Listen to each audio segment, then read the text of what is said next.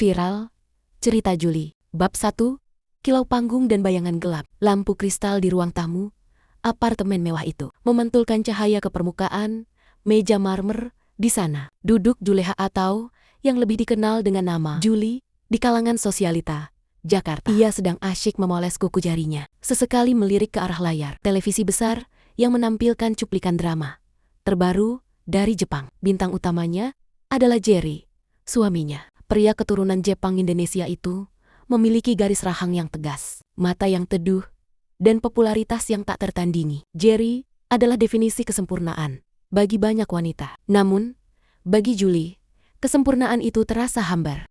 Jerry akan pulang minggu depan, gumam Juli sambil meniup kuku merah menyalanya. Lagi-lagi oleh-olehnya cuma tas bermerek dan foto-foto. Di lokasi syuting, membosankan, ponsel Juli bergetar. Sebuah notifikasi pesan masuk dari nomor tanpa nama. Aku sudah di depan kontrakan biasa. Kamu datang? Jantung Juli berdegup kencang. Bukan karena takut, melainkan karena adrenalin yang membuncah. Ia segera meraih tas desainer miliknya, mengenakan kacamata hitam besar, dan bergegas keluar. Pertemuan di sisi lain kota, jauh dari kemewahan pusat kota. Di sebuah kawasan industri yang berdebu dan bising, Jule memarkirkan mobil mewahnya agak jauh dari sebuah rumah kontrakan sempit. Ia berjalan cepat, menutupi wajahnya dengan syal sutra. Di depan pintu kayu yang catnya sudah mengelupas, berdiri Andi. Pria itu hanya mengenakan seragam pabrik yang masih sedikit kotor karena oli. Bau tubuh Andi bukanlah parfum mahal seharga jutaan rupiah seperti milik Jerry, melainkan bau keringat dan debu jalanan. Kamu telat, ujar Andi pendek, suaranya kasar, jauh dari tata krama elegan yang biasa Juli temui. Macet? Sayang, kamu tahu sendiri Jakarta, jawab Juli sambil langsung menghambur ke pelukan. Mereka masuk ke dalam ruangan sempit, berukuran 3x4 meter itu. Hanya ada kasur tipis di lantai, dan sebuah kipas. Angin kecil yang berderit memuakan, namun di tempat kumuh inilah, Juli merasa hidup. Baginya, Jerry terlalu sempurna, hingga terasa tidak nyata. Sementara Andi, dengan segala kekurangannya, sebagai buruh pabrik memberinya rasa dominasi yang tidak ia dapatkan dari suaminya yang selalu sibuk dipuja penggemar. Apa suamimu menelepon hari ini? Tanya Andi sambil menyalakan rokok murahan. Dia selalu menelepon, tapi aku bilang, aku sedang sibuk dengan yayasan sosial atau arisan. Dia terlalu percaya padaku. Andi, dia pikir istrinya adalah malaikat. Jule tertawa sinis. Kamu gila, Jule. Kalau sampai ketahuan, karir suamimu hancur, dan kamu tidak akan punya apa-apa lagi. Jule mengusap pipi Andi yang kasar. Siapa yang akan tahu? Kita di sini, di lubang sempit yang tidak akan pernah dilirik oleh wartawan infotainment. Awal dari kehancuran, tanpa Juli sadari, di luar kontrakan itu, seorang pria dengan kamera tele sedang bersembunyi di balik pohon Kamboja. Ia adalah seorang pepretsi amatir yang awalnya berniat mengikuti seorang selebgram lain, namun justru menangkap sosok Juli yang sangat ia kenali sebagai istri dari Jerry, sang mega bintang. Klik, klik, klik. Beberapa foto Jul yang sedang berangkulan mesra dengan pria berseragam pabrik itu terekam jelas. Sang fotografer gemetar melihat hasil fotonya. Ini bukan cuma gosip, ini bom atom, bisiknya. Malam itu juga, jagat maya mulai bergetar. Sebuah akun gosip besar mengunggah foto siluet dengan keterangan. Istri aktor tampan negara Sakura. Main api dengan buruh pabrik. Bukti segera meluncur. Juli yang sedang dalam perjalanan pulang, asyik bersenandung. Belum menyadari bahwa badai besar sedang menuju ke arahnya. Ia tidak tahu bahwa dalam hitungan jam, namanya akan menjadi kata kunci yang paling banyak dicari, dihujat, dan dikuliti oleh jutaan orang. Kakapan ditelepon, firasat sang suami. Malam semakin larut saat ponsel Juli berdering. Nama Mairi muncul di layar. Juli menarik napas dalam-dalam, mengatur suaranya agar terdengar lembut. Hei lu, sayanggi, kenapa menelepon jam segini? Tanya Juli manis. Di seberang sana, suara Jerry terdengar berat dan lelah. Juli, kamu di rumah? Tentu saja. Aku baru saja selesai membaca buku dan mau tidur. Ada apa? Jerry terdiam cukup lama. Tadi manajerku mengirimkan sesuatu. Ada rumor aneh di media sosial. Mereka bilang mereka punya foto kamu di daerah pinggiran kota. Itu tidak benar, kan? Jantung Juli seakan berhenti berdetak, tapi ia tetap berusaha tenang. Apa? Foto? Mungkin itu orang yang mirip denganku. Kamu tahu kan banyak orang ingin menjatuhkan kita karena Mereka iri pada kebahagiaan kita. Aku harap begitu, Jul. Suara Jerry terdengar serak. Karena jika itu benar, aku tidak tahu harus berbuat apa. Aku sangat mencintaimu, tapi aku tidak bisa mentoleransi pengkhianatan. Sudahlah, jangan dengarkan sampah internet itu. Cepatlah pulang, aku merindukanmu, bohong Jul. Setelah menutup telepon, tangan Jul gemetar hebat. Ia segera membuka aplikasi media sosial dan seketika wajahnya pucat pasi. Foto-foto dirinya saat masuk ke kontrakan Andi sudah tersebar luas. Bahkan ada video singkat saat ia melepas kacamata hitamnya tepat di depan pintu. Virau nama Jul menduduki peringkat 1 trending topik. Komentar-komentar hujatan mulai membanjiri akun Instagramnya. Enggak kita ujiri, suami spek dewa malah milih spek pabrik. Jul, kamu benar-benar menjijikan. Malam itu, kemewahan apartemennya terasa seperti penjara yang dingin.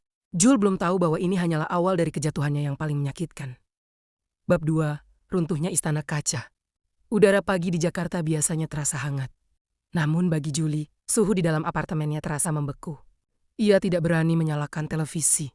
Sejak semalam, notifikasi di ponselnya tak berhenti berdenting ratusan pesan hujatan. Panggilan dari kerabat yang penasaran. Hingga agen suaminya yang menuntut klarifikasi. Pukul 9 pagi. Pintu utama apartemen terbuka dengan bantingan keras. Juli tersentak dari sofa. Di sana berdiri Jerry. Pria itu masih mengenakan jaket trench coat abu-abu. Wajahnya terlihat kuyu dengan mata yang merah karena kurang tidur. Ia langsung terbang dari Tokyo tanpa pengawalan. Hanya untuk membuktikan bahwa berita itu bohong. Namun melihat wajah Juli yang pucat dan mata yang sembab karena ketakutan, Jerry sudah tahu jawabannya. Jerry, kamu sudah pulang. Suara Jul bergetar. Ia mencoba mendekat, hendak menyentuh lengan suaminya. Jangan sentuh aku, bentak Jerry. Suaranya menggelegar di ruangan yang luas itu. Jerry yang biasanya tenang dan lembut, kini tampak seperti orang asing yang penuh kemarahan. Aku bisa jelaskan. Itu semua fitnah, Jerry. Foto itu direkayasa. Juli mencoba melakukan pembelaan terakhir yang sia-sia. Jerry melemparkan sebuah amplop coklat ke atas meja marmer.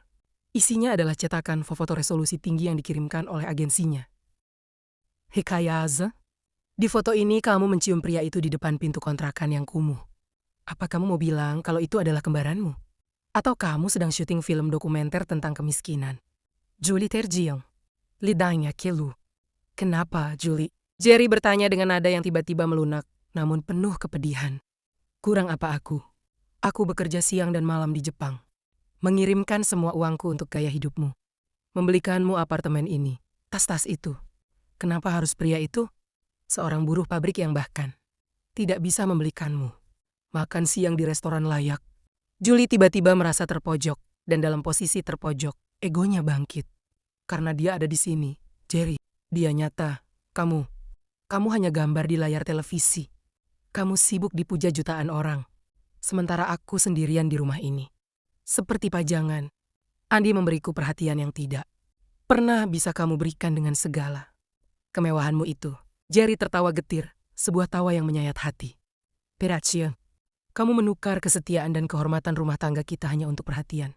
Sesaat di rumah kontrakan, Julie, kamu bukan hanya mengkhianatiku, kamu menghancurkan dirimu sendiri. Perceraian yang menjadi konsumsi publik 1 jam kemudian. Pengacara Jerry tiba, tanpa banyak bicara. Sebuah dokumen diletakkan di depan Julie, gugatan cerai. Aku tidak mau cerai, Jerry. Pikirkan karirmu. Kalau kita cerai sekarang, skandal ini akan semakin besar. Teriak Julie histeris. Karirku sudah hancur sejak foto itu tersebar. Julie, agensi di Jepang sudah memutus kontrak 3 iklan besarku karena perilaku istriku yang tidak bermoral. Tapi aku tidak peduli soal uang. Aku hanya ingin kamu keluar dari hidupku, ujar Jerry dingin. Kamu punya waktu 2 jam untuk mengemas barang pribadimu. Apartemen ini, mobil, dan semua fasilitas atas namaku akan ditarik hari ini juga. Julie jatuh terduduk di lantai. Kamu tidak bisa melakukan ini padaku. Aku baru saja melakukannya. Sahut Jerry tanpa menoleh lagi. Ia berjalan menuju balkon, membelakangi wanita yang pernah ia puja. Sementara di bawah sana, kerumunan. Wartawan sudah mulai berkumpul seperti burung hering yang menunggu bangkai. Menjadi musuh masyarakat. Julie keluar dari gedung apartemen dengan pengawalan ketat petugas keamanan. Ia mencoba menutupi wajahnya dengan jaket. Namun kilatan lampu kamera dan teriakan wartawan tidak terelakkan. Julie, Benarkah Anda berselingkuh karena motif ekonomi? Julie, bagaimana tanggapan Anda soal Andi yang kabur setelah berita ini viral? Julie tersentak, Andi kabur. Ia merogoh ponselnya dan mencoba menghubungi nomor pria itu. Nomor yang Anda tuju tidak aktif. Haza sakitnya berlipat ganda. Pria-pria yang ia belah bisa di depan Jerry. Pria yang ia anggap memberinya kehidupan. Justru orang pertama yang menghilang saat badai datang. Andi hanyalah seorang pengecut yang takut kehilangan pekerjaannya di pabrik. Julie terpaksa menginap di sebuah hotel melati di pinggiran Jakarta. Karena semua kartu kreditnya telah diblokir oleh Jerry. Ia duduk di tempat. Tidur yang seprainya terasa kasar. Menatap layar ponsel yang masih membanjirinya dengan hujatan. Dasar wanita tidak tahu diuntung. Cantik tapi murahan. Julie membanting ponselnya ke dinding. Diam. Kalian semua tidak tahu apa-apa. Teriaknya pada ruangan yang sepi. Pelarian yang salah. Bukannya merenung dan bertaubat, ego Julie justru semakin menjadi-jadi. Ia merasa dunia tidak adil padanya. Dalam kondisi kalut dan kesepian, ia teringat pada sahabat lamanya, Siska. Siska adalah satu-satunya teman yang tidak ikut menghujatnya di media sosial. Siska mengundangnya untuk datang ke rumahnya untuk menenangkan diri. Datanglah ke rumahku, Julie. Kamu bisa tinggal di kamar tamu sampai suasana mereda, ujar Siska melalui pesan suara. Julie tersenyum licik. Ia merasa masih memiliki pesona. Ia berpikir bahwa meskipun ia kehilangan Jerry, ia tetaplah Julie yang cantik yang bisa menaklukkan pria mana saja. Di rumah Siska, ia bertemu dengan Doni.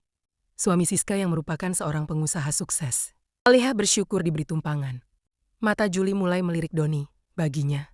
Mendapatkan pria lain adalah cara untuk membuktikan bahwa dirinya masih berharga. Bahwa Jerry adalah pihak yang rugi karena telah membuangnya. Julie Chidaki sadar bahwa setiap langkah yang ia ambil justru membawanya semakin dekat ke tepi jurang yang tak berdasar. Azab tidak datang dalam bentuk petir yang menyambar, melainkan dalam bentuk kehancuran harga diri yang terjadi perlahan-lahan. Bab 3, pengkhianatan di atas pengkhianatan. Huma, Siska adalah sebuah hunian minimalis modern yang tenang di pinggiran Jakarta Selatan. Bagi Julie, tempat ini adalah benteng. Pertahanan terakhir dari kejaran media dan hujatan netizen yang masih liar di dunia maya. Siska, dengan hati yang terlalu tulus, menyambut Jul dengan pelukan hangat. Kamu aman di sini, Julie. Jangan buka media sosial dulu ya. Fokus saja tenangkan dirimu, ujar Siska sambil menyiapkan teh hangat di ruang makan. Julie hanya mengangguk lemah, memasang wajah melankolis yang paling meyakinkan. Terima kasih, sis. Aku tidak tahu harus kemana lagi. Jerry benar-benar mematikan semua aksesku. Aku seperti gelandangan sekarang. Tenanglah, ada aku dan Mas Doni. Kami akan membantumu sebisa kami. Jawab Siska tanpa menaruh curiga sedikit pun. Namun di balik wajah sedihnya, mata Julie mulai bekerja. Ia memperhatikan Doni, suami Siska, yang baru saja turun dari lantai 2 dengan kemeja kantor yang rapi. Doni adalah pria mapan, pembawaannya tenang, dan terlihat sangat menyayangi Siska. Namun Julie menangkap satu hal. Doni tampak canggung dan sering mencuri pandang ke arahnya. Basepehci, Julie yang haus akan validasi setelah harga dirinya hancur oleh Jerry. Pandangan canggung Doni adalah sebuah lampu hijau. Hakung jedalong huma. Malam itu, Siska harus pergi keluar kota untuk urusan bisnis butiknya selama 2 hari. Ini adalah kesempatan yang bagi Julie terasa seperti takdir yang mendukungnya. Julie sengaja menunggu di ruang tengah saat jam menunjukkan pukul 11 malam. Waktu di mana Doni biasanya turun ke dapur untuk mengambil air minum. Julie mengenakan gaun tidur sutra tipis pemberian Jerry dulu, yang sengaja ia sisakan di dalam tas pelariannya. Benar saja, langkah kaki terdengar. Doni muncul, tertegun melihat Julie duduk di sofa dengan lampu temaram. Yo, Julie, belum tidur? Tanya Doni ragu. Aku tidak bisa tidur. Mas Doni, suara Julie dibuat serak, seolah habis menangis. Ia berdiri dan mendekati Doni. Setiap aku memejamkan mata, aku melihat wajah Jerry yang marah.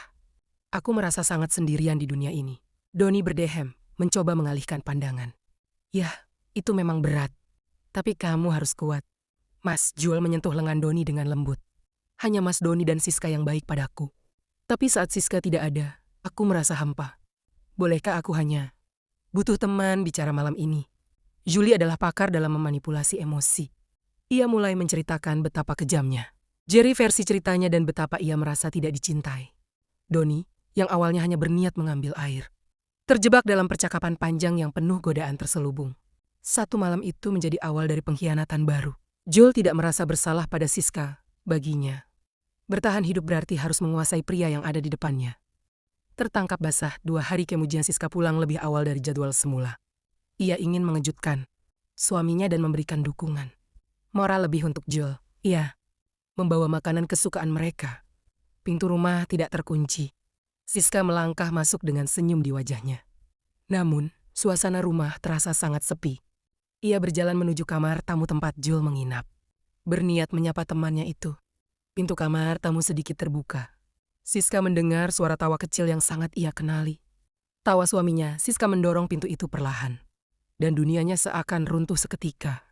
Di dalam sana ia melihat Doni sedang duduk di tepi ranjang.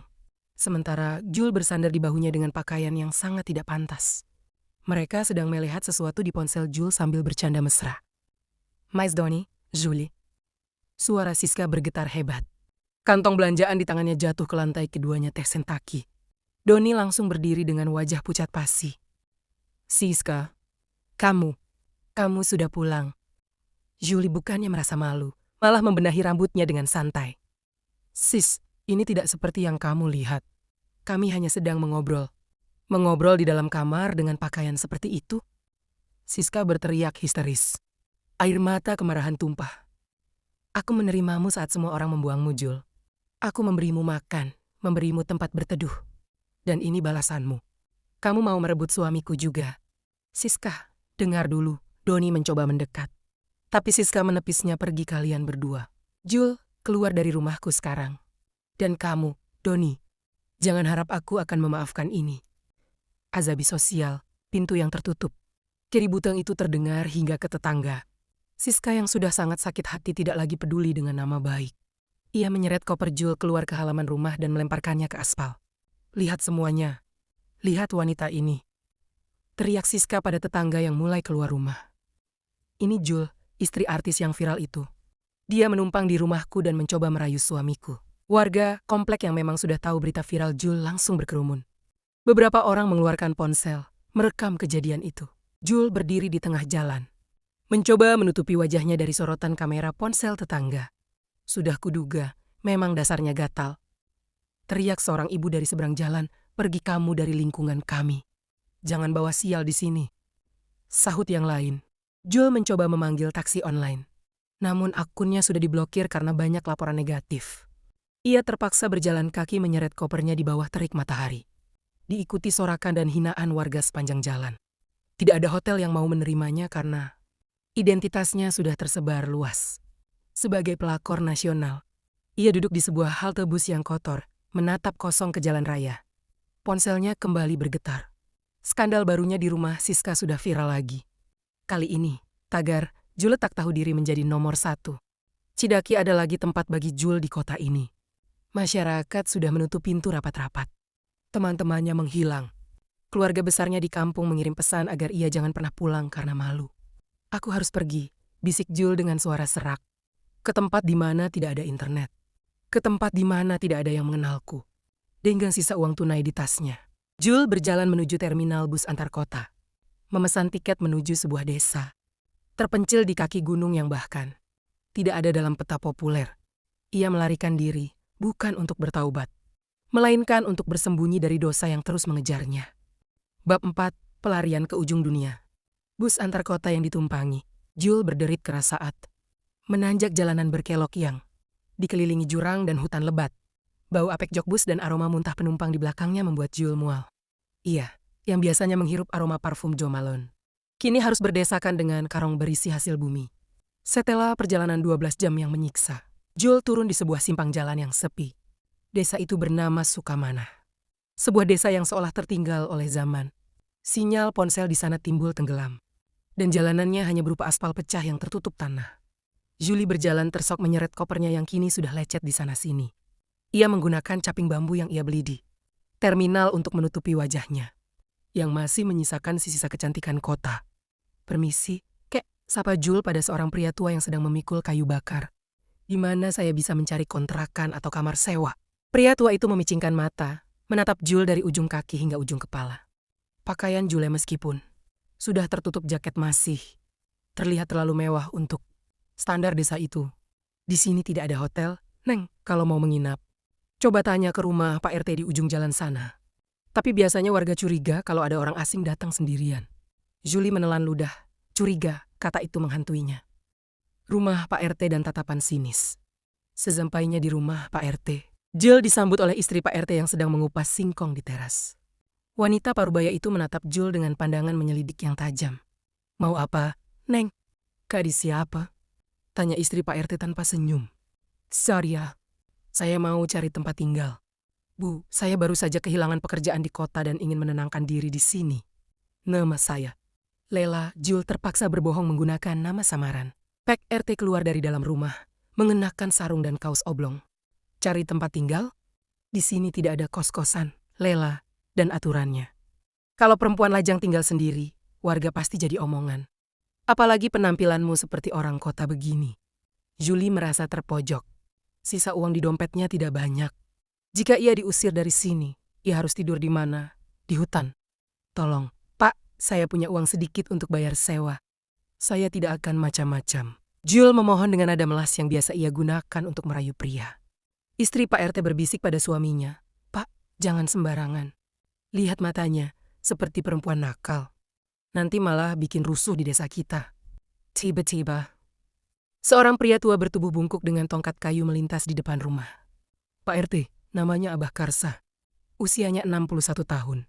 Kulitnya sudah keriput dimakan usia dan sinar matahari sawah. Tapi matanya masih tajam. Ia adalah duda terkaya di desa itu karena memiliki tanah sawah paling luas. Meskipun penampilannya sangat sederhana, bahkan cenderung kumuh. Tawareng yang merendahkan. Abah Karsa berhenti dan menatap.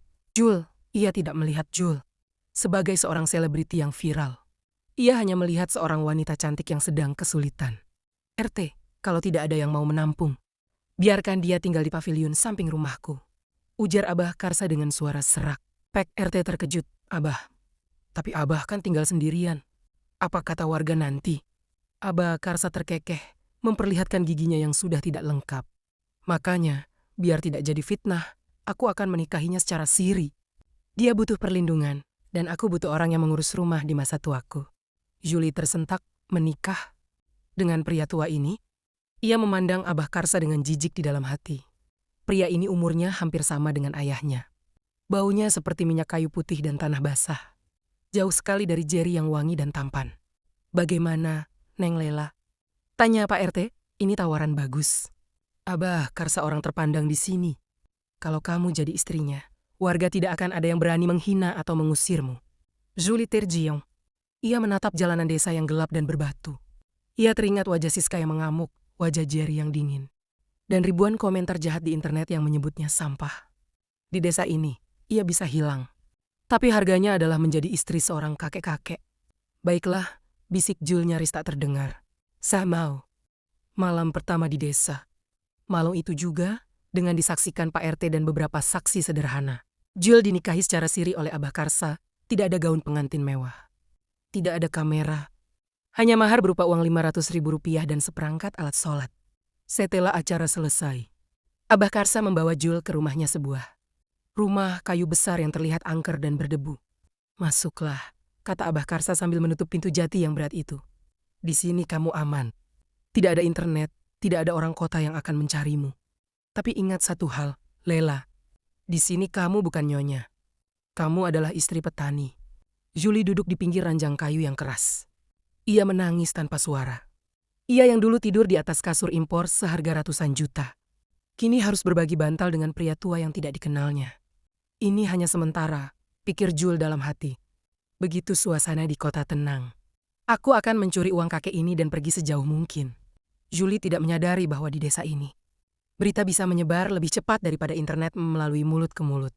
Dan ia tidak tahu bahwa identitas aslinya sebagai Jul yang viral sudah mulai dicurigai oleh salah seorang pemuda desa yang baru saja pulang dari kota membawa ponsel pintar. Bab 5, terperangkap dalam sunyi. Pagi di desa Sukamana dimulai sebelum matahari benar-benar menampakkan diri. Jul terbangun bukan karena alarm ponsel yang lembut, melainkan karena suara kokok, ayam yang saling bersahutan, tepat di bawah jendela kamarnya yang berbahan kayu. Udara sangat dingin, menusuk hingga ke tulang, membuat Jul meringkuk di balik selimut tipis yang berbau apak. Lila, bangun. Sudah siang. Suara parau Abah Karsa menggedor pintu kamar. Julie mengjereng. Ia melirik pergelangan tangannya. Jam tangan mewah yang tersisa kini tak lagi berguna di sini. Dengan gontai ia membuka pintu. Di depannya berdiri Abah Karsa, yang sudah siap dengan cangkul di bahu, dan udeng ikat kepala kain batik usang. Masak nasi di dapur. Kayu bakarnya ada di belakang. Aku mau ke sawah, jangan sampai saat aku pulang. Meja masih kosong, perintah Abah Karsa dingin. Tidak ada tatapan memuja seperti yang biasa Jul dapatkan dari laki-laki. Di mata Abah Karsa, Jul hanyalah sepasang tangan tambahan untuk mengurus rumah. Julie melangkah ke dapur dan hampir menangis melihat kenyataan di depannya. Tidak ada kompor induksi, tidak ada microwave. Yang ada hanyalah tungku tanah liat dengan tumpukan kayu yang harus ia nyalakan sendiri. Bagaimana cara menyalakannya? Keluhnya sambil mencoba memantik korek kayu. Asap menshepu membuat matanya perih dan wajah cantiknya tercoreng jelaga hitam. Ia yang dulu menghabiskan jutaan rupiah untuk perawatan wajah di klinik kecantikan. Kini harus rela kulitnya terpapar asap tungku yang menyengat. Kekurigang yang mulai tumbuh.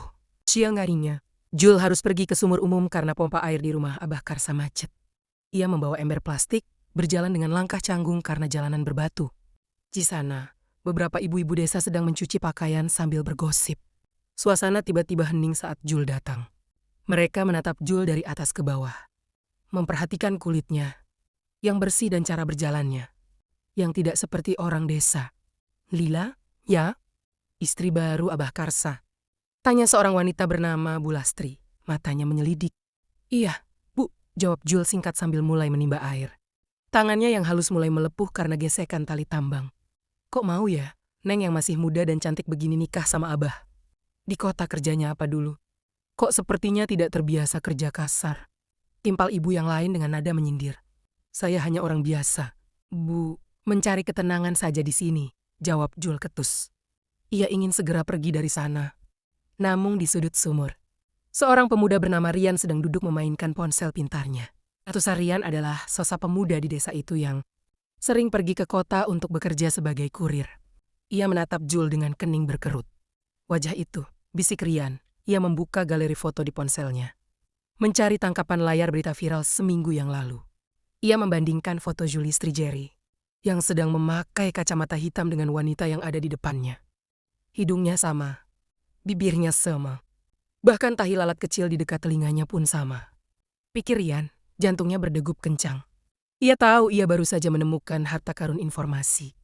Hazia Abah Karsa. Sore harinya, Abah Karsa pulang dengan tubuh berlumpur. Jul menyiapkan air hangat di ember besar. Saat sedang membantu Abah Karsa meletakkan peralatan sawahnya, Jul melihat sebuah peti kayu tua yang digembok rapat di pojok kamar utama. Apa itu, Bah? Tanya Jul penasaran. Abah Karsa menoleh. Matanya mendadak tajam dan dingin. Jangan pernah sentuh peti itu. Dan jangan pernah tanya isinya. Tugasmu hanya mengurus makan dan tidurku. Mengjerci? Julie terjiong. Rasa penasaran bercampur takut menyelimutinya. Di tengah keheningan malam, Jul mulai menyadari bahwa Abah Karsa bukanlah sekadar kakek tua pemilik sawah. Ada sesuatu yang kelam di balik sikap diamnya. Tiba-tiba suara ketukan pintu terdengar keras. Abah Karsa. Itu suara Rian si pemuda Jiza. Abah Karsa membuka pintu. Jul berdiri di belakangnya, merasa was-was. Ada apa, Rian? Malam-malam begini bertamu, tanya Abah. Rian melirik ke arah Jul dengan senyum licik yang membuat bulu kuduk Jul merinding. Bukan apa-apa, Bah. Saya cuma mau pinjam sabit. Tapi, saya juga mau tanya, apa Abah tahu kalau istri baru Abah ini punya nama lain? Di kota, dia dipanggil Jul, loh. Istri artis terkenal yang kabur karena selingkuh. Dunia Jul seakan runtuh untuk kesekian kalinya. Rahasia yang ia jaga mati-matian, kini terbongkar di tempat yang paling ia anggap aman. Abah Karsa tidak terkejut. Ia hanya menoleh perlahan ke arah Jul. Lalu kembali menatap Rian. Lalu kenapa kalau dia Jul? Di sini, dia adalah Lela, istriku. Pergi kamu, jangan mengurusi urusan rumah orang lain. Rian pergi dengan tawa mengejek. Terserah Abah saja. Tapi warga desa harus tahu siapa yang mereka tampung di sini. Jangan sampai desa kita kena sial karena ada wanita pezina. Julie jatuh terduduk di lantai, tangisnya pecah. Tolong aku. Abah Karsa menutup pintu dan menguncinya rapat. Ia mendekati Jul, lalu mencengkeram dagunya dengan tangan yang kasar dan kuat. Jadi benar kamu wanita itu? Wanita yang viral karena mengkhianati suaminya. Julie tidak bisa menjawab, hanya isak tangis yang keluar. Bagus, bisik Abah Karsa dengan nada yang membuat Jul gemetar. Artinya kamu tidak punya tempat untuk pergi lagi. Kamu milikku sekarang, Jul, dan kamu akan membayar setiap butir nasi yang kamu makan di sini dengan cara yang aku mau. Malam itu, Jul menyadari bahwa pelariannya ke desa ini bukanlah sebuah perlindungan, melainkan babak baru dari azab yang lebih mengerikan. Ia telah masuk ke dalam sangkar yang pintunya dikunci oleh seorang pria tua yang kini tahu bahwa ia bisa melakukan apa saja pada wanita yang sudah dibuang oleh dunia. Bab 6. Terperangkap di ujung lidah warga. Pagi itu, suasana desa Sukamana berubah drastis bagi Jul saat ia keluar rumah untuk membuang sisa air cucian. Ia tidak lagi menemui keheningan di bawah pohon mangga dekat rumah Abah Karsa. Sekelompok pemuda dan ibu-ibu berkumpul sambil memegang ponsel. Mereka berbisik, sesekali menunjuk ke arah Jul dengan tatapan yang penuh kebencian dan rasa jijik. Rian benar-benar menepati ancamannya. Ia telah menyebarkan video singkat dan foto perbandingan Jul di grup WhatsApp warga desa. Lihat itu, benar kan? Gayanya saja yang sok polos. Ternyata dia perempuan yang sudah bikin malu suaminya yang artis itu. Bisik seorang ibu dengan keras, sengaja agar Jul mendengar. Istri durhaka. Pantas saja lari ke sini, di kota sudah tidak laku. Sahut yang lain. Jul menundukkan kepala, mempercepat langkahnya masuk ke dalam rumah. Jantungnya berdegup kencang. Ia merasa seperti binatang buruan yang terkepung. Saat ia menutup pintu, ia mendapati Abah Karsa sedang duduk di kursi kayu sambil mengasah parangnya. Suara gesekan logam itu terdengar sangat nyaring di ruangan yang sunyi. Warga sudah tahu, ujar Abah Karsa tanpa menoleh. Kamu membawa kotoran ke rumahku, Jul. Aku mohon, Bah, jangan usir aku. Aku tidak punya tempat lain. Jul bersimpuh di kaki. Abah Karsa, air matanya jatuh mengenai sandal karet pria tua itu. Abah Karsa berhenti mengasah. Ia menatap Jul dengan pandangan yang sulit diartikan. Aku tidak akan mengusirmu. Tapi mulai hari ini, jangan pernah keluar rumah tanpa seizinku. Kamu harus tahu diri. Statusmu di desa ini sekarang lebih rendah dari hewan ternakku. Tekanan yang menyesakan. Hari-hari berikutnya menjadi neraka bagi Jul setiap kali ia mendekati jendela. Ia melihat warga yang lewat sengaja meludah ke arah halaman rumah. Abah Karsa, bahkan, warung satu-satunya di dekat sana menolak menjual beras kepada Jul. Maaf, Vi. Kami tidak melayani perempuan perusak rumah tangga orang, ujar pemilik warung saat Jul mencoba membeli keperluan dapur. Kelaparan dan tekanan mental mulai menggerogoti Jul, ia yang dulu selalu tampil cantik dengan makeup mahal. Kini terlihat kusam, rambutnya kusut, dan matanya cekung. Namun, di tengah penderitaannya, rasa penasaran terhadap peti kayu milik Abah Karsa justru semakin menguat. Ia merasa ada sesuatu di sana yang bisa ia gunakan untuk melarikan diri atau setidaknya memberi daya tawar. Suatu siang, Abah Karsa pergi ke pertemuan warga di balai desa untuk meredam kemarahan penduduk. Jul nekat masuk ke kamar pribadi pria tua itu. Bau minyak tanah dan tembakau menyengat di sana. Ia mendekati peti kayu itu. Gemboknya terlihat tua tapi sangat kokoh. Jul mencari kunci di sosok baju kerja Abah yang digantung, namun nihil. Hingga akhirnya, matanya tertuju pada sebuah kalung rantai yang selalu dipakai Abah Karsa di balik kaosnya. Kuncinya pasti ada di lehernya, pikir Jul frustrasi. Rahasia di balik peti. Tanpa sengaja, saat Jul menggeser peti itu, sebuah foto lama jatuh dari sel-sel dinding kayu di belakangnya. Jul memungutnya. Foto itu menampilkan Abah Karsa saat masih muda, berdiri di depan sebuah rumah mewah di Jakarta. Di sampingnya ada seorang wanita cantik dan seorang anak kecil. Namun, yang membuat Jul terkesiap adalah wajah wanita di foto itu. Wanita itu sangat mirip dengannya. Apa ini? Bisiki Julie. Tiba-tiba, pintu depan terbanting keras. Jul gemetar hebat. Ia segera menyelipkan foto itu ke dalam bajunya dan keluar dari kamar sebelum Abah Karsa masuk. Apa yang kamu lakukan di kamar itu? Bentak Abah Karsa, napasnya memburu. Wajahnya merah padam. Rupanya, di balai desa tadi, ia habis dimokim warga karena membela Jul. Aku hanya merapikan baju Abah, dusta Jul. Abah Karsa mendekat. Tangannya yang kasar mencengkeram rahang Jul hingga ia meringis kesakitan. Jangan coba-coba membohongiku. Aku tahu kamu wanita licik. Kamu sudah menghancurkan hidup seorang pria di Jepang. Jangan pikir kamu bisa menghancurkanku juga.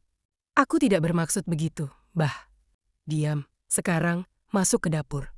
Kerjakan tugasmu. Dan ingat, jika aku melihatmu mendekati peti itu lagi, aku sendiri yang akan menyerahkanmu pada warga agar mereka mengarakmu keliling desa. Azab yang belum berakhir. Malam itu, saat Jul berbaring di kamar sempitnya, ia merenungi hidupnya.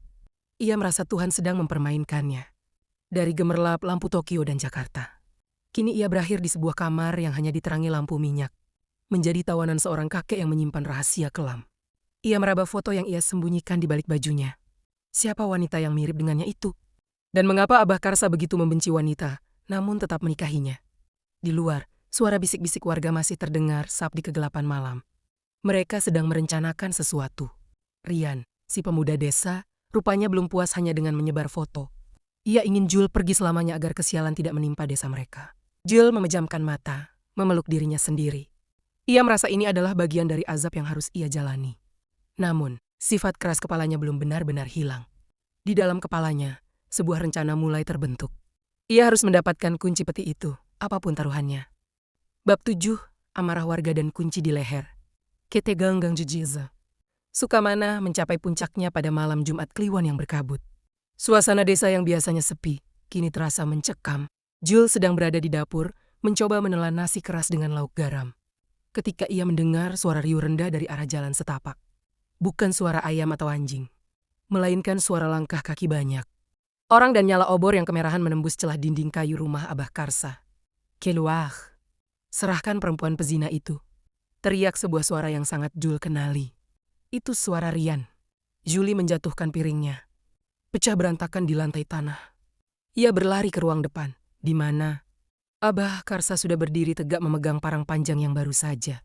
Ia asas siang tadi. Bah, mereka datang. Bah, mereka mau membunuhku. Juli histeris, ia bersembunyi di balik punggung bungkuk Abah Karsa. Diam di sini, jangan beranjak. Perintah Abah dengan suara yang berat dan tenang. Meski urat-urat di lehernya menegang. Abah Karsa membuka pintu depan. Di halaman rumahnya, puluhan warga desa sudah berkumpul. Wajah-wajah yang biasanya ramah kini berubah beringas di bawah cahaya obor. Pak RT tampak berdiri di depan, mencoba menenangkan massa. Namun ia sendiri terlihat ragu. Abah Karsa, ujar Pak RT dengan nada berat. Warga sudah tidak bisa bersabar lagi. Keberadaan Lela atau Juli ini dianggap membawa sial. Kemarin sawah Kang Maman gagal panen, dan tadi pagi seekor kerbau mati mendadak. Warga yakin ini karena ada perempuan kotor yang tinggal di desa kita. Itu takhayul. Teriak Abah Karsa, dia sudah jadi istriku. Dia tanggung jawabku. Rian maju ke depan memegang ponselnya yang masih menyala. Tanggung jawab apa? Bah, dia ini sampah kota. Kita tidak mau desa kita dikutuk karena menampung perempuan yang sudah mengkhianati suaminya berkali-kali. Serahkan dia, biar kami arak ke batas desa. Langkahi dulu mayatku.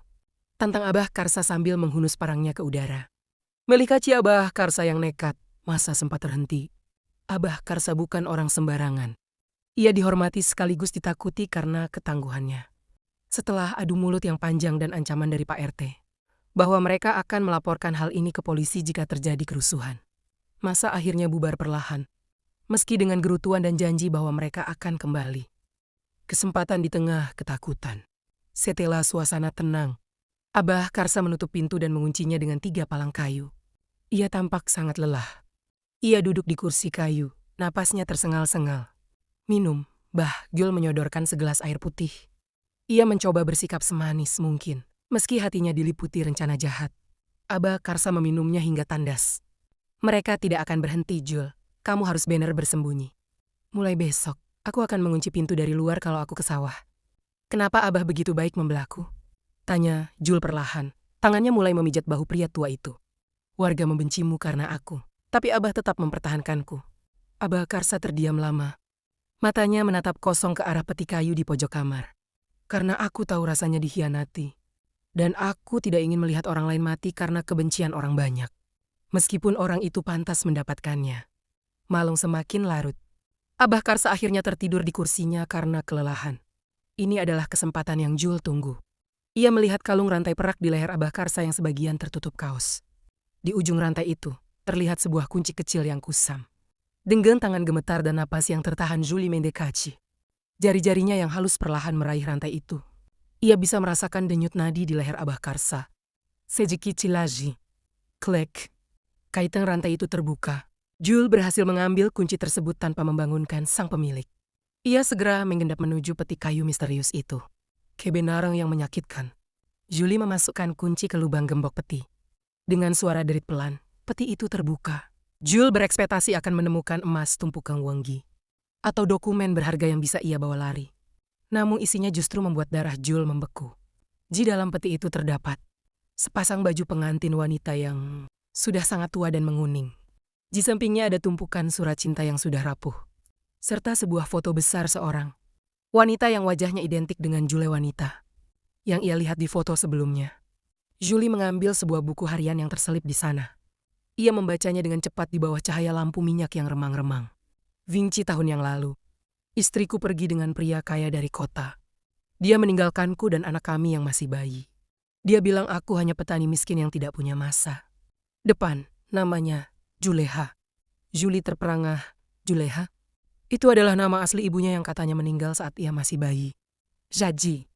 Abah Karsa, bisik Jul dengan suara tercekat. Dia ayahmu, Jul. Suara itu mengejutkan Jul. Ia menoleh dan mendapati Abah. Karsa sudah berdiri di ambang pintu kamar. Matanya tidak lagi menunjukkan kemarahan, melainkan kesedihan yang sangat dalam.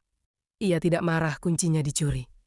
Ibumu pembohong besar, Jul. Dia ingin kamu percaya bahwa kamu berasal dari kasta tinggi, agar kamu bisa mengejar kemewahan itu. Dan lihat di mana kamu sekarang. Kamu berakhir di tempat yang paling kamu benci, bersama orang yang paling kamu rendahkan. Azabi Jul terasa lengkap malam itu. Bukan hanya kehilangan suami kaya dan karir. Kini ia harus menerima kenyataan bahwa pria tua yang ia jijiki, yang ia layani sebagai istri siri demi keamanan, adalah ayah kandungnya sendiri yang ia telantarkan dalam ingatan palsunya. Bab 8. Kebenaran yang menghancurkan jiwa. Dunia seakan berhenti berputar bagi Jul. Ia menatap nanar pada pria tua di depannya. Pria yang selama beberapa minggu ini ia layani dengan rasa jijik. Pria yang ia anggap sebagai pelarian terakhirnya. Ternyata adalah darah dagingnya sendiri. Ah ya, suara Jul nyaris berupa bisikan yang pecah. Ia mundur selangkah hingga punggungnya menabrak peti kayu yang terbuka itu. Cidaki, ini tidak mungkin. Ibuku bilang ayahku adalah pengusaha sukses di Jakarta yang meninggal karena kecelakaan. Abah Karsa tertawa. Sebuah tawa getir yang terdengar seperti gesekan amplas pada kayu. Ibumu, Juleha Senior.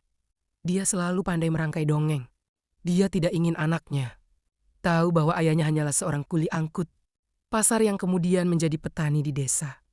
Dia pergi membawa semua tabunganku, meninggalkanmu di panti asuhan, karena aku dianggap tidak mampu memberimu kehidupan mewah. Abah Karsa mendekat.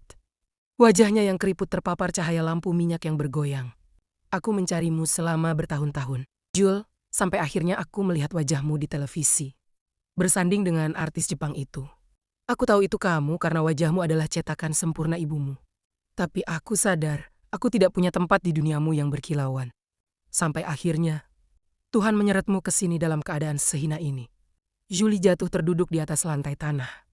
Rasa mual yang hebat mengaduk perutnya. Bukan hanya karena kenyataan tentang orang tuanya, tapi karena dosa besar yang telah ia lakukan. Meskipun pernikahan siri itu hanya sebatas status untuk melindunginya dari wargadan, Abah Karsa tidak pernah menyentuhnya secara fisik sebagai suami. Tetap saja identitas mereka di mata hukum agama dan warga adalah suami istri. Kenapa Abah tidak mengatakannya dari awal? Teriak Jul histeris. Kenapa Abah malah membiarkan aku menjadi istri Abah di mata orang-orang? Karena itu satu-satunya cara agar kamu tidak diperkosa atau dibunuh warga saat kamu datang ke sini. Bentak Abah Karsa. Di desa ini, perempuan asing sendirian adalah mangsa. Tapi istri dari Karsa, tidak ada yang berani menyentuhnya. Aku ingin melindungimu. Meski aku tahu kamu adalah produk kegagalan didikan ibumu. Rahasia yang bocor. Tanpa mereka sadari di balik dinding kayu yang sudah mulai lapuk. Sebuah telinga menempel dengan rapat. Rian yang sejak tadi mengendap-endap untuk mencari celah masuk dan mencuri barang berharga Jul. Telah mendengar segalanya. Mata membela laki. Ayah dan anak menikah. Ini bukan lagi sekadar skandal perselingkuhan. Ini adalah berita yang jauh lebih besar, lebih busuk, dan lebih menghancurkan. Rian segera menjauh dari rumah itu. Berlari menuju pos ronda di mana para pemuda desa sedang berkumpul. Hei, kalian tidak akan percaya apa yang baru saja aku dengar. Seru Rian dengan napas terengah-engah. Dalam hitungan menit, kabar itu menyebar seperti api yang disiram bensin. Di desa kecil seperti Sukamana, rahasia adalah kemewahan yang tidak bertahan lama. Pengje punggang terakhir. Pagi harinya, suasana desa tidak lagi sekadar sinis. Suasananya berubah menjadi haus darah. Warga berkumpul dengan membawa batu dan kayu. Mereka merasa desa mereka telah dikotori oleh dosa yang melampaui batas kewajaran. Karsa, keluar kamu, tua bangka gila. Teriak warga di depan rumah. Abah Karsa dan Jul terjaga. Mereka melihat melalui celah jendela. Ratusan orang sudah mengepung rumah mereka. Pak RT tampak pucat, ia tidak lagi bisa menahan amarah warga. Karsa, kami sudah tahu segalanya. Kamu menikahi anak kandungmu sendiri. Ini najis. Desa kita bisa kena laknat. Teriak Pak RT melalui pengeras suara musala. Julie menggigil hebat. Bah, mereka tahu. Bagaimana mereka bisa tahu? Abah Karsa meraih parangnya kembali, tapi kali ini tangannya gemetar. Jul, dengar. Di belakang rumah ada jalan setapak menuju hutan. Kamu lari sekarang. Jangan menoleh. Lalu Abah bagaimana? Abah Karsa menatap Jul dengan tatapan seorang ayah yang sesungguhnya untuk pertama dan terakhir kalinya. Aku sudah tua. Biar aku yang menghadapi mereka. Ini adalah tebusan dosaku karena gagal menjagamu saat kecil. Merzila. Tidak. Bah. Tiba-tiba sebuah batu besar dilemparkan dan menghancurkan jendela kaca rumah. Masa mulai merangsek masuk, mendobrak pintu jati yang kokoh itu. Pelarian yang berlumur darah. Pintu depan hobo. Abah Karsa merangsek maju. Mencoba menghalau masa agar Jul bisa lari lewat pintu belakang. Terjadi keributan hebat. Jul berlari sekuat tenaga, melewati dapur yang penuh asap. Saat ia menoleh ke belakang untuk terakhir kalinya, ia melihat Abah Karsa tersungkur setelah sebuah kayu mendarat di kepalanya. Ya, jerit Jul, namun suaranya tertelan oleh teriakan amarah warga. Ia terus berlari ke dalam hutan. Kakinya yang dulu hanya terbiasa memakai sepatu hak tinggi, kini menginjak duri dan batu tajam hingga berdarah. Ia tidak tahu kemana ia pergi, ia hanya ingin jauh dari kehinaan itu. Hujan turun dengan sangat lebat, seolah langit ikut menangis. Atau mungkin ingin membasuh kotoran yang melekat pada tubuh Jul. Ia tergelincir masuk ke dalam jurang kecil. Tubuhnya terhempas ke semak belukar. Di tengah kegelapan hutan dan guyuran hujan, Jul meratap. Ia kehilangan segalanya. Jerry, kekayaannya, harga dirinya, dan kini ayahnya yang baru saja ia temukan. Azab itu tidak berhenti. Ia terus mengejarnya hingga ke sudut paling gelap di bumi ini. Julie meringkuk seperti janin, kedinginan dan terluka. Di telinganya seolah terdengar suara tawa Jerry, suara tangis Siska, dan suara parau Abah Karsa yang saling bersahutan. Aku ingin mati, bisik Jul sebelum kesadarannya menghilang. Bab 9, sisa-sisa keangkuhan di tengah hutan. Kejelapang hutan Sukamanah terasa seperti cairan pekat yang menyumbat. Paru-paru Jul, ia terbangun dengan rasa sakit yang menjalar dari pergelangan kaki hingga ke punggungnya. Hujan telah reda, mengizak ke hawa, dingin yang menusuk dan suara tetesan air dari dondon jati yang lebar. Julie mencoba menggerakkan kakinya. Namun rasa nyeri yang tajam membuatnya menjerit tertahan. Tolong. Suaranya parau, hanya memantul di antara pepohonan besar. Tidak ada asisten rumah tangga yang akan datang membawa kompres. Tidak ada Jerry yang akan memanggilkan dokter pribadi. Hanya ada kesunyian yang mengancam. Ia meraba sakunya, berharap menemukan sesuatu. Yang tersisa hanyalah foto usang yang ia curi dari peti. Abah Karsa foto ibunya yang menjadi akar dari segala petaka ini. Jul meremas foto itu dengan sisa tenaganya. Ini semua karena kamu, Bu, isaknya. Kamu mengajariku untuk mencintai kilau, tapi tidak mengajariku cara berjalan di kegelapan. Jujunggi parong. Sementari itu, jijiza. Suasana mencekam berangsur menjadi sunyi yang mengerikan. Abah Karsa tergeletak di teras rumahnya yang hancur. Kepalanya bersimbah darah. Namun matanya masih terbuka sedikit, menatap langit malam yang kelam. Rian dan beberapa pemuda desa berdiri mengelilinginya. Napas mereka memburu. Amarah mereka yang meluap-luap tadi kini berganti menjadi ketakutan saat melihat tubuh tua itu tak lagi bergerak. Jia Moch, bisik salah satu pemuda, menjatuhkan kayu yang ia pegang. Pak RT datang dengan wajah pucat. Ia memeriksa nadi Abah Karsa, masih ada, tapi lemah. Cepat bawa ke puskesmas kecamatan. Kalau dia mati, kita semua bisa masuk penjara. Dan mendengus, mencoba menutupi ketakutannya dengan keangkuhan. Dia pantas mendapatkannya, Pak RT. Dia melindungi perempuan sundal itu. Bahkan menikahinya meski itu anaknya sendiri. Desa kita tercemar. Cukup, Rian. Bentaki pekek masalah hubungan mereka itu urusan Tuhan. Tapi pengeroyokan ini urusan polisi. Sekarang bantu angkat dia. Ji saat para warga sibuk dengan Abah Karsa. Tak ada satupun yang menyadari bahwa sebuah mobil hitam dengan plat Jakarta perlahan memasuki desa. Mobil itu berhenti di depan rumah Pak RT. Seorang pria turun, mengenakan jaket hoodie hitam dan masker. Itu adalah Andy, si karyawan pabrik selingkuhan pertama Jul yang sempat menghilang. Pengecut yang kembali. Andy datang bukan karena cinta. Ia datang karena dikejar oleh rasa takut dan keserakahan.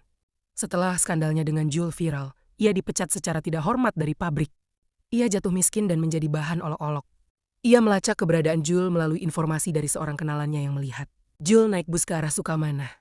Nah berpikir, Jul pasti masih menyimpan perhiasan atau uang dari Jerry. Ia ingin memeras Jul untuk memulai hidup baru. Andy berjalan mengendap di antara kerumunan warga yang sibuk, hingga ia mendengar percakapan tentang perempuan kota yang lari ke hutan. Uteng, gumam Andy, matanya berkilat. Dia pasti membawa barang berharga itu ke sana. Tanpa mempedulikan bahaya, Andy mulai menelusuri jalan setapak yang sama dengan yang dilalui Jul. Ia memiliki senter kecil dan niat yang lebih gelap dari malam itu sendiri. Pehtemua yang tak terduga. Julie masih merayap di tanah, mencoba mencari dahan pohon untuk menopang tubuhnya. Ketika ia melihat seberkas cahaya senter mendekat.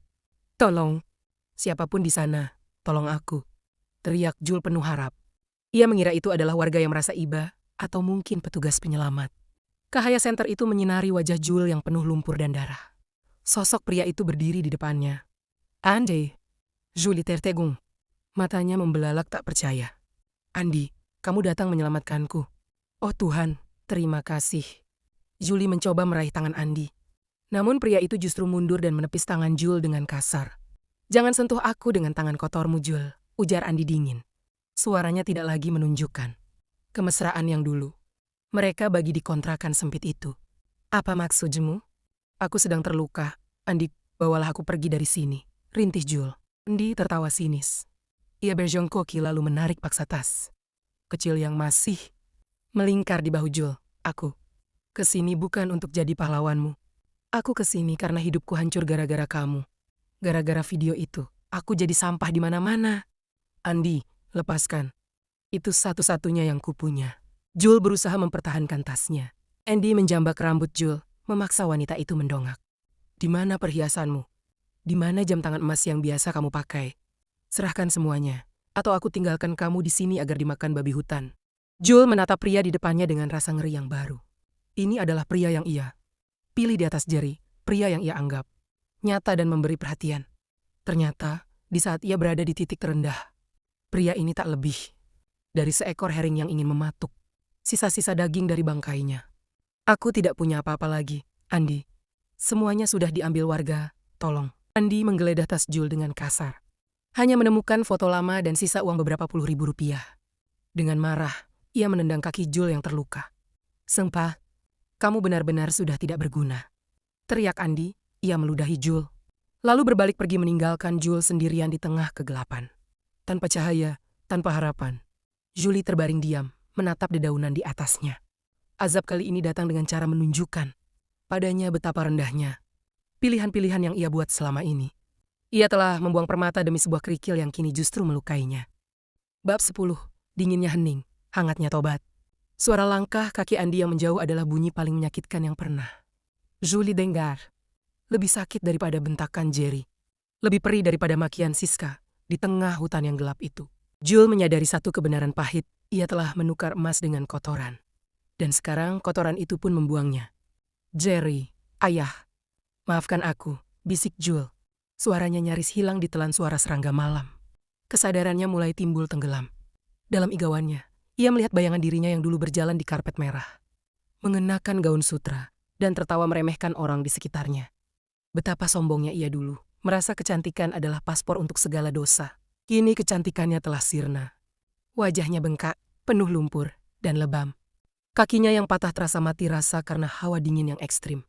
Jiang Bengmot. Jul mulai mengingat doa-doa pendek yang pernah diajarkan neneknya dulu. Doa yang sudah puluhan tahun ia lupakan. Ya Tuhan, jika ini adalah akhir dariku, biarkan aku mati dalam keadaan memohon ampun. Pinilah mac dari masa lalu. Sayap-sayap. Jul mendengar suara gonggongan anjing dan derap langkah kaki yang teratur. Cahaya senter yang lebih kuat dari milik Andy membelah kabut hutan. Di sini, ada jejak darah di semak ini. Teriak sebuah suara pria. Julie ingin berteriak, tapi kerongkongannya terasa seperti terisi pasir. Ia hanya bisa menggerakkan jarinya sedikit, menyentuh dedaunan kering agar menimbulkan suara. Sosok yang muncul bukan warga desa yang beringas, bukan pula Andi yang tamak. Pria itu mengenakan seragam polisi hutan, didampingi oleh seorang pria parubaya berpakaian rapi namun tampak sangat cemas. "Julie?" Pria itu berteriak. Julie membuka matanya sedikit. Di bawah cahaya senter, ia mengenali wajah itu. Bukan Jerry, melainkan Pak Bambang. Paman Jerry yang dulu sangat menentang pernikahan mereka karena ia tahu watak asli Jul. "Paman," rintih Jul sebelum akhirnya pingsan sepenuhnya. Rupanya setelah perceraian itu, Jerry tidak benar-benar bisa membenci Jul hingga mati. Jerry yang sedang di Jepang meminta Paman Yang Tuki memantau keberadaan Jul melalui detektif swasta karena ia mendengar Jul melarikan diri ke desa terpencil. Jerry takut Jul akan melakukan tindakan nekat yang bisa merusak nama baik keluarga lebih jauh atau lebih dari itu. Jerry masih memiliki sisa kemanusiaan untuk memastikan Jul tidak mati mengenaskan. Rumah sakit, ruang isolasi jiwa. Julie terbangun di sebuah ruangan serba putih yang berbau karbol. Tangan kirinya terhubung dengan selang infus, sementara kaki kanannya dibalut gips yang sangat tebal. Di samping tempat tidurnya, ada seorang polisi yang berjaga. Ia bukan lagi Jul sang sosialita, melainkan Juleha, tersangka skandal nasional. Pak Bambang masuk ke ruangan itu dengan wajah kaku. "Kamu sudah sadar. Kamu beruntung.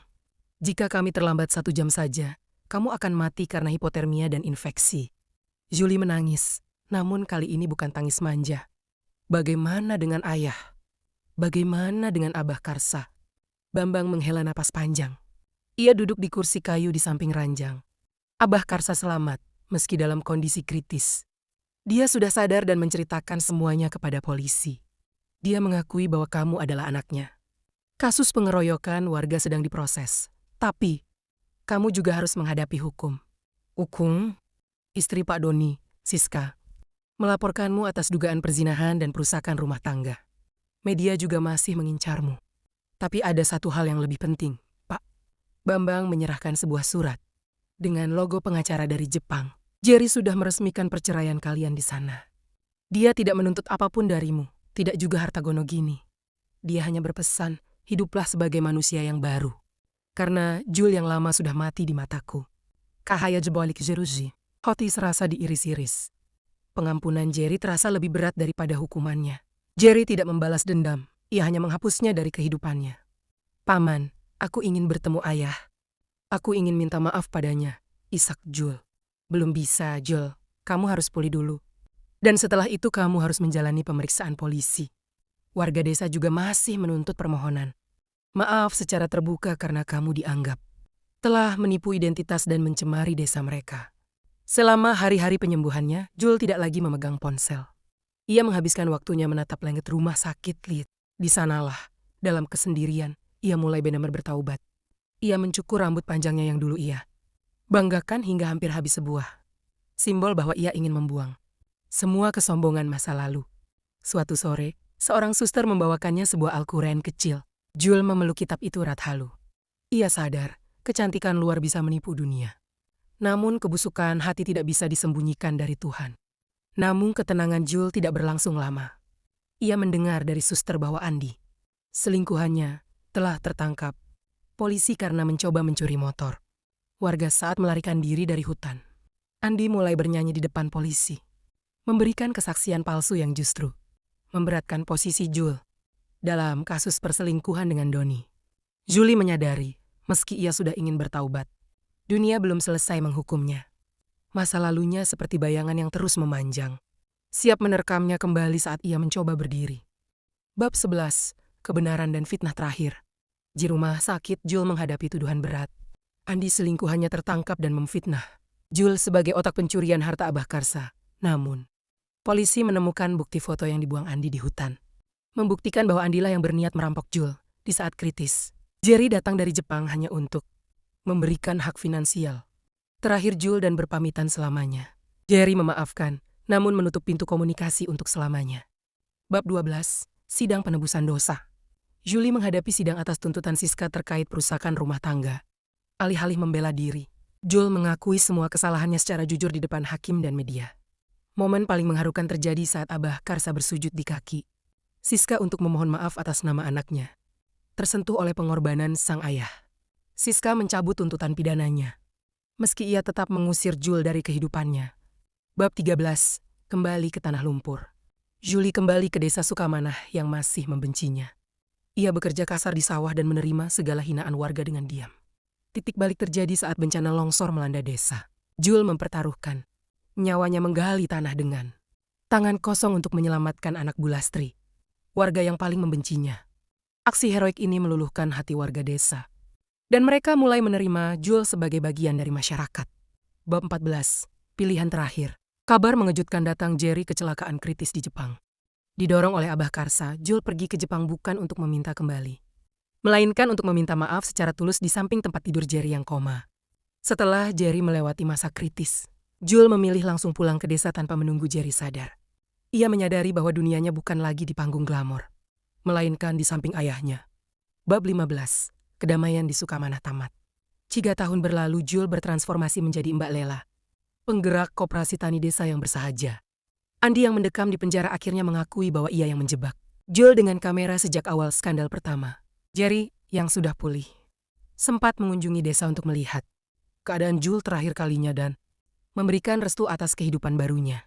Jul menghabiskan masa tuanya merawat Abah Karsa dalam kesederhanaan. Menemukan bahwa kedamaian sejati ada pada pengabdian dan tobat yang tulus.